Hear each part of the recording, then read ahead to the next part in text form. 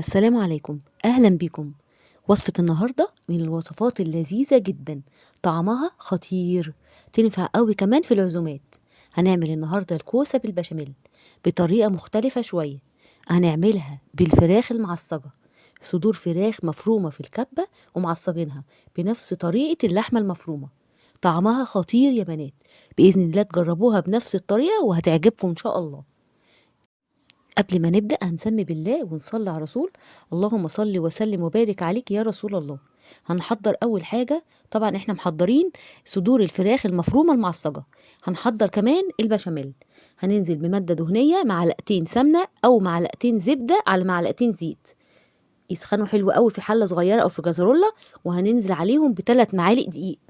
هنقلب في الدقيق لغاية ما ياخد اللون الذهبي الفاتح، نطفي عليه، وبعدين هنبدأ نحط اللبن. هنضيف اللبن شوية شوية. هنلاحظ ان الخليط بيتقل. انا بقلب بمعلقة خشب، ما استخدمتش المضرب، وبرغم كده ما كلكعتش مني. اهم حاجة حبيبتي تكوني طافية النار، البنات الجداد اللي بيتعلموا اطفي النار وانت بتضيفي اللبن. واول ما الخليط يوصل للقوام المناسب اللي احنا عايزينه، بيبقى شبه الكريمة كده، ابدأي شغلي النار تاني على خليط البشاميل. لسه طبعا هنضيف لبن تاني، انا بوريكم يا بنات. تمام، لازم تكون ايديكي سريعة، وفي نفس الوقت قلبي اول ما تضيفي الحليب. تمام، واحدة واحدة كده، مش هتكلكع معاكي تماما، مش هتكلكع خالص. بالراحة خالص، ضيفي شوية شوية لغاية ما يوصل معاكي القوام المناسب. انا عملت البشاميل على القناة بكذا طريقة وفي كذا وصفة، حابة تتفرجي على الفيديوهات ممكن تشوفيها، هتلاقي الطرق كلها موجودة. تمام يا حبايبي، هنضيف شوية لبن كمان. أنا استخدمت لغاية دلوقتي 3 أكواب حليب، لكل معلقة دقيق استخدمت كوب حليب. كمية الكوسة كانت حوالي كيلو، استخدمت عليها 3 معالق دقيق و3 أكواب حليب. تمام، احنا كده خلاص مش هنضيف لبن تاني، وصل القوام المناسب. هنضيف معلقة ملح صغيرة وربع معلقة فلفل أسمر مطحون. هي هتغلي دلوقتي وهشيلها من على النار. هبدأ بقى اوريكي الكوسة انا عملتها ازاي. عملتها شبه القوارب، طريقة جديدة ومميزة وحلوة قوي. تمام، احنا كده هنشيل البشاميل يا حبايبي من على النار. تعالي بقى اوريكي الكوسة انا عملتها ازاي.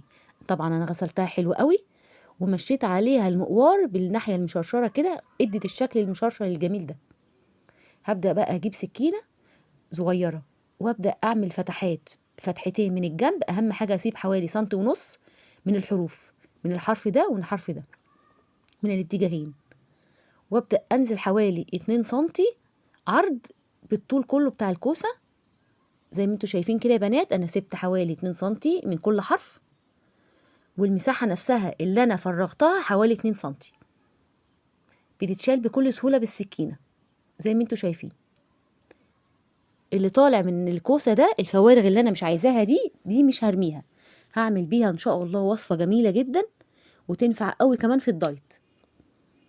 هعمل لكم بيها ان شاء الله عجة الكوسة، حلوة قوي للناس اللي بتعمل دايت. تمام، هبدأ بقى اساوي القارب من جوه بالمقوار، لان مش هينفع بالسكينة.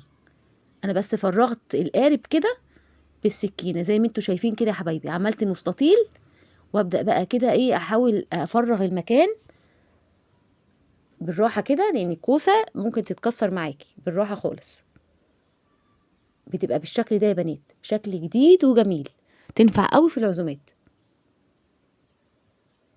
شايفين زي ما انتوا شايفين كده، بقت شبه القارب. هعمل معاكم واحدة كمان.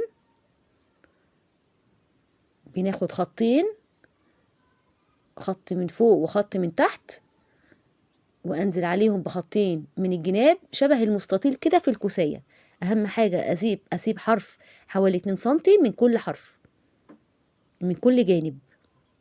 تمام، هي بتتشال بالسكينة بكل سهولة.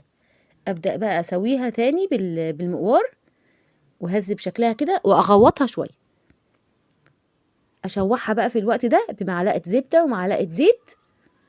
اهم حاجة ما تاخدش لون، بتتشوح لونها بيغير من غير ما تاخد لون غامق.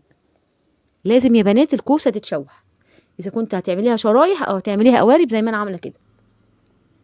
هاتي طاجن او صينيه، ادهنيها بسمنه او زيت، وانزلي بنص كميه البشاميل في قاع الطاجن او في قاع الصينيه.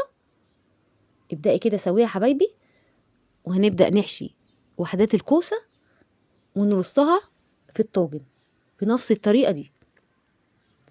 انا حبيت اعملها النهارده بطريقه اقتصاديه شويه بالفراخ المفرومه، بصدور الفراخ المفرومه، طعمها جميل جدا. الفراخ المفرومه دي انا عملتها كذا مره في القناه. احب اضيف قوي عليها القرفه، بتدي طعم حلو قوي. هبدا ارص بقى كل وحدات الكوسه بالطريقه دي جنب بعضها، وبعدين اغطيها بالبشاميل من فوق من على الوش. جميله جدا يا بنات، حلوه قوي. اتمنى تجربوها بنفس الطريقه. وصفه اقتصاديه ولذيذه ومميزه جدا جدا، تنفع قوي في العزومات. تمام، انا كده طبعا هخلص انا الكميه عشان ما اطولش عليكم الفيديو. هبدا بقى اغطيها بباقي البشاميل، وبعد البشاميل هنزل عليها بطبقه حلوه من الجبنه الموتزاريلا، بتدي طعم حلو قوي مع الكوسه. ومندخلها الفرن متوسط الحراره. طبعا هو كل حاجه تعتبر مستويه. بندخلها الفرن عشان تاخد لون حلو قوي من فوق، وفي نفس الوقت الكوسه مع البشاميل مع الفراخ المفرومه كله ياخد من ريحه بعضه، بتبقى خطيره. بألف هنا وشفا، ربنا يحسن ما بين ايديكم. انا في الوقت ده بحط عليها طبقه من الجبنه الموتزاريلا، وادخلها الفرن زي ما قلت لكم في درجه حراره متوسطه. اهم حاجه ما تغمقيش الوش بتاعها، بيبقى لونه ذهبي حلو. وبتخرج من الفرن وقدميها بألف هنا وشفا. اتمنى تجربوها بنفس الطريقه. لو عجبتكم الوصفه اشتركوا في القناه وفعلوا زر الجرس على الكل علشان يوصل لكم كل جديد. استنوني يا حبايبي في وصفات كتير حلوة قوي ومميزة. ما تنسوش اللايك والشير لكل حبايبكم. في حفظ الله يا حبايب قلبي. السلام عليكم.